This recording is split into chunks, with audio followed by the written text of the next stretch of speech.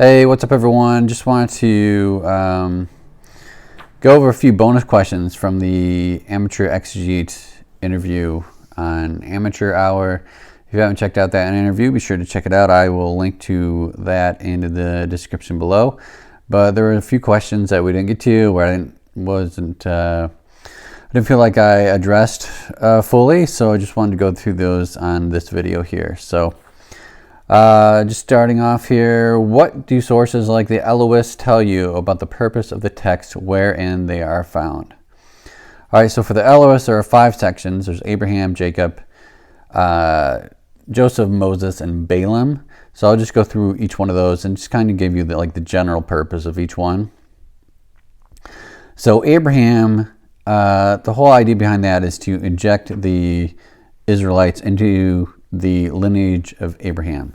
Abraham had claim to the land, and Israelites were not descendants of Abraham, and so that needed to change, and the biblical author takes steps to do that. So he does that by resurrecting Isaac, who had been sacrificed by Abraham, and so by resurrecting Isaac, the biblical author can inject the descendants of the Israelites into the line of Isaac. Isaac was Sarah's son, but Sarah was Abraham's sister, right, originally. So the biblical author has to make Sarah Abraham's wife, which then makes Isaac Abraham's son. So I hope that makes sense. Let's see what else here. Jacob. So the story of Jacob, that is really about combining the identities of 2 people.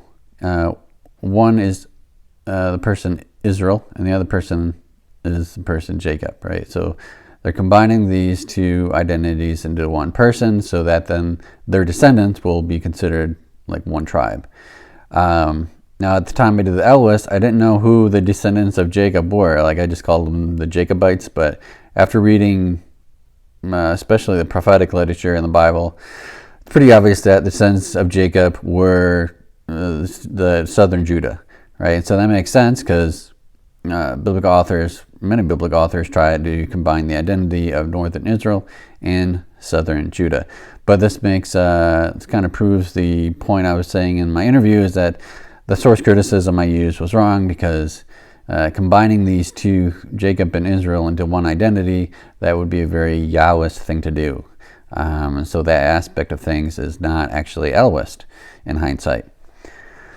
The next one is Joseph. So Joseph is really taking, it's really about defending the idea that the tribes of Ephraim and Manasseh were over the rest of the tribes of Israel, and why that was. The power centers were in Ephraim and Manasseh. The kingly line was from Ephraim. Originally, Shechem was the capital of northern Israel, and that was in Manasseh. And so I think that the whole cycle of Joseph was really a defense of Ephraim and Manasseh. I think Ephraim and Manasseh they had migrated from Egypt, and so that's where the Egyptian story comes from, coming out of Egypt. And the Elohist is really trying to combine the rest of the northern Israelite tribes into that story as well. Moses, I really talked about in the interview, so that was just defending the Mosaic priesthood. And Balaam was about, so there was this river, the Arnon River, and it was kind of like the border between Moab and Israel, or Moab and Reuben. And the Moabites were saying, hey, these people north of the Arnon River are actually Moabites. And the Israelites were like, no, they're actually Israelites. And so the Moabites were saying, no, we conquered that because Balaam put a curse on the Israelites, and we were able to conquer the area north of the Arnon River. And of course, the biblical author, he's responding to that idea, and he spins that whole Balaam story into a new direction. Balaam didn't actually curse the Israelites, and they were never conquered north of the Arnon River, and so the people north of the Arnon River are actually Israelites. So yeah, so that does it for the Elohist. Let's go to the next question. In mirror reading the Book of Judges, in this case the Northern Book of Judges, what are some of the biggest takeaways? Well, one of the things is that it really comes across as like an army recruitment poster. Like it's, oh, look at all our war heroes and look at our strong war god, Yahweh. And it's so wonderful. We have all these military victories. So come on down and sign up for the Israelite army type thing. It really has that feel to it. The other thing is that it's shifting power center away from Ephraim over to Benjamin. And that's done, I think, because Jonathan, at the time of the writing, was the kingly line who was in Benjamin. And, of course, the Elohist comes along later and changes all that to David. But,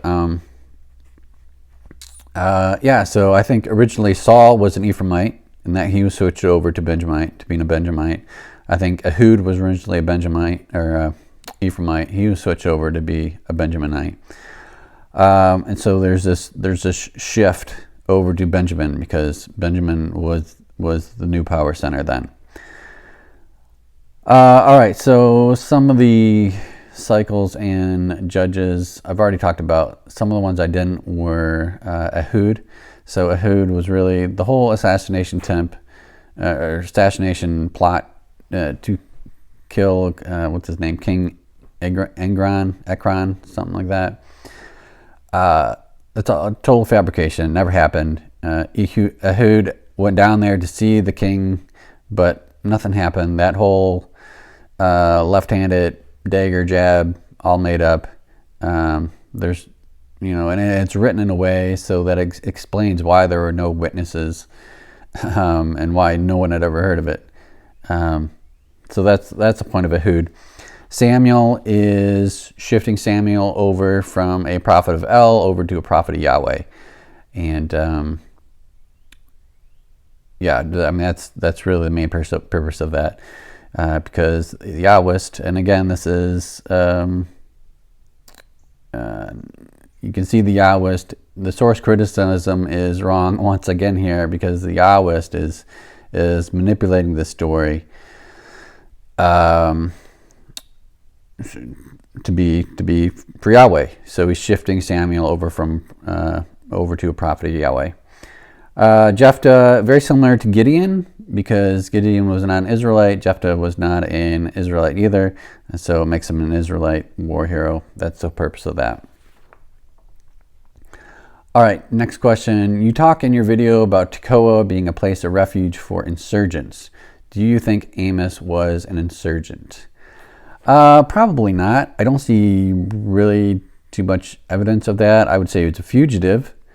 And that's why he went to Tekoa. If you're going to prophesy against the wealthy elite of Jerusalem, if you're going to prophesy against King Amaziah in Jerusalem, yeah, things are 9 times out of 10, you're going to become a fugitive.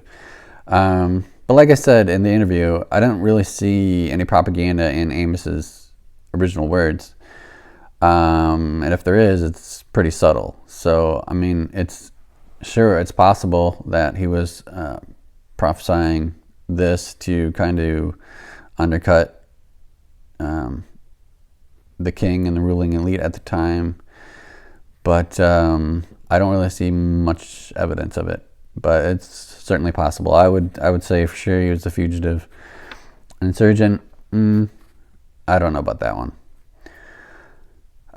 Next one. What level of confidence do you place in mirror reading? All right, so I already talked about that quite a bit in the interview, but there's one, I just want to expand a little bit on it. Like there's levels of my confidence for reconstructive reading or for mirror reading. So I think I like the analogy of, once again, for source criticism. So it's like, most people are going to agree that most scholars aren't going to agree that there are sources in Genesis, right? And there's going to be a lot of agreement there, a lot of confidence there.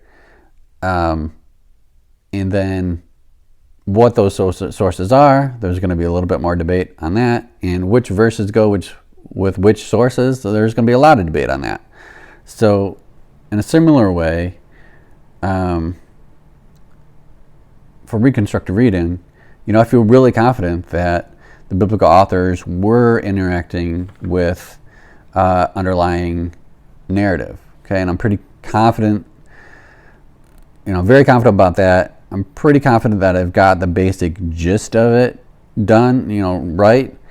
But when it comes to like the details, like every little detail, like there's some speculation in some places. So like I'm a lot less confident on the details. Plus, I've gotten burned by myself. I've just some of the details I've changed my mind on. So it's giving me less confidence on that, unless I just have a lot of evidence to back that up. So I'm a lot more open-handed on that type of thing.